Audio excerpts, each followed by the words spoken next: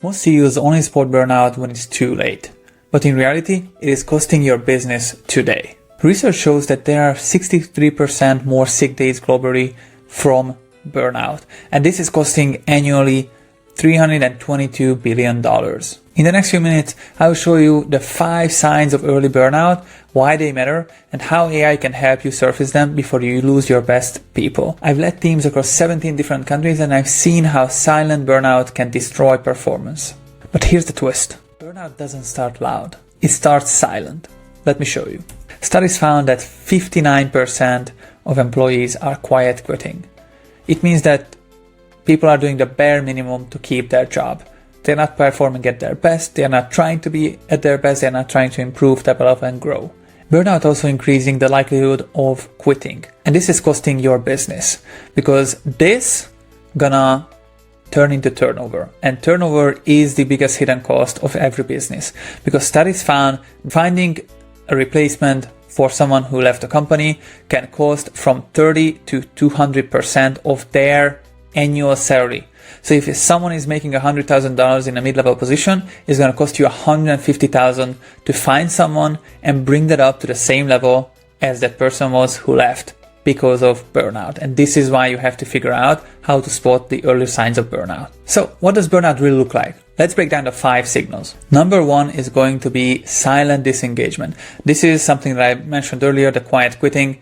It is also mistaken for compliance, but when people are not challenging your ideas, not challenging your thoughts as a leader, something bad is happening. You have to have a discussion with your team. They have to challenge your ideas. They have to bring their own. This is how we improve. This is how we increase performance. But if they are silent and disengaged, it means something is going on, and this is an early sign, a number 1 early sign of burnout. Number 2 is going to be late responses.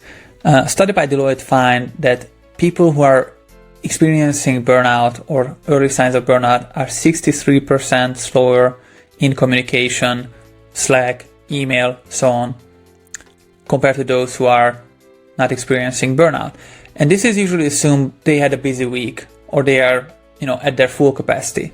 But in reality, this can be an early sign of burnout. So when you spot someone who's consistently late on emails and Slack messages, and I don't mean once or twice, it is consistently day by day, week by week, then you have to figure out why is it really busy week? Is it really just, at their full capacity, or is it an early sign of burnout? Number 3 is going to be energy drop. Okay? I think everyone experiences burnout in their career so far. And when you're burnt out, you know that you get tired more quickly and easier. And this means that those who experience early burnout experience energy drop and the 28% higher fatigue than those who don't. And this is gonna be shown in meetings. So this is why you have to keep an eye on people. This is how you have to pay attention for meetings and what is the energy level of your people. Maybe they just had a busy week or a bad day, something like that. But if it's consistent, so once again, just as with late responses, if it's consistent, it's going to mean that something is wrong and you should have to pay attention. You should have to talk about it on a one-on-one meeting. Number 4 is going to be declining quality. Okay, declining the work quality.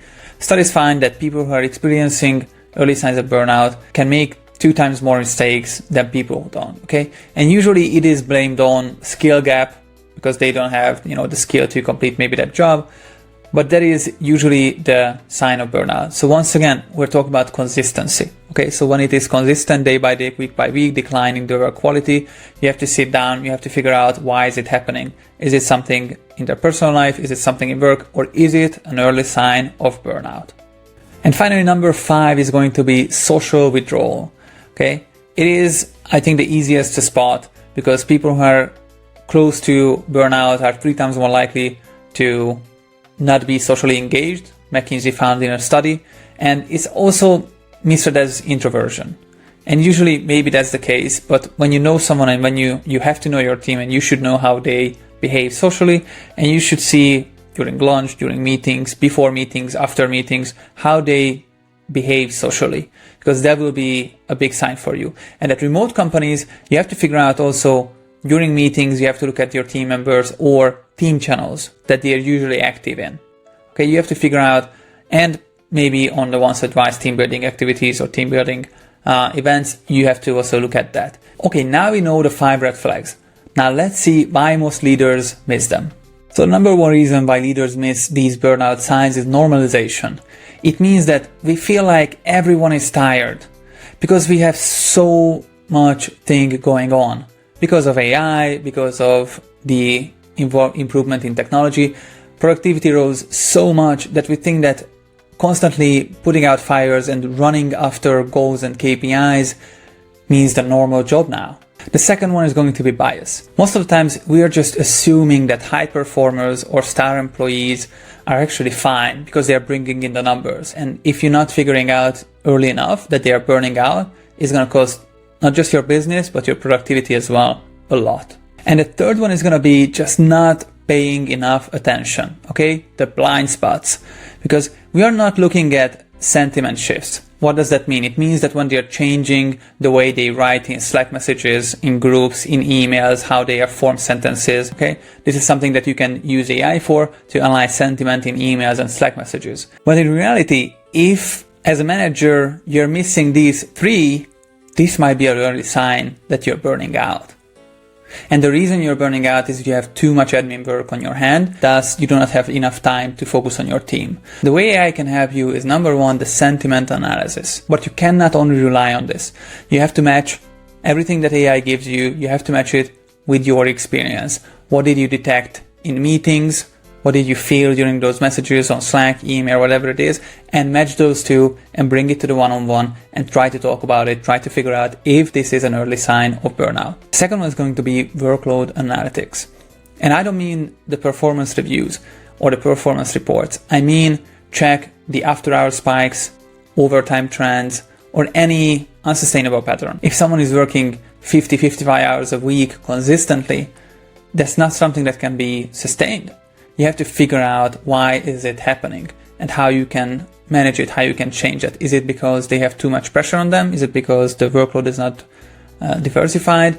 What is the problem? You have to figure it out. And the last one is going to be meeting fatigue, okay? In today's world, there are a lot of companies who are overly eager to hold meetings. You have to figure out how many meetings do they have in a week? What is there in hours? Okay, a 40-hour work week, do they have 20 hours of meetings? Can that be sustainable? Can they do the rest of the work in 20 hours? So you have to figure out how to manage meetings. Do they have back-to-back meetings? You can use meeting schedulers with AI. You can use Clockwise. You can use an N8N automation. You can use anything like that that can help you figure out how to sustain the lot of meetings, the back-to-back meetings, how to decompress after meetings, and how to distribute those workloads during the week. And this is another example that AI will not replace leaders, it will empower them. Burnout is silent. Those leaders who will be able to spot the 5 hidden red flags for burnout will be able to protect the people and the performance of the business.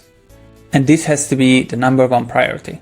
Leave a comment down below which of the 5 red flags you've seen already in your team.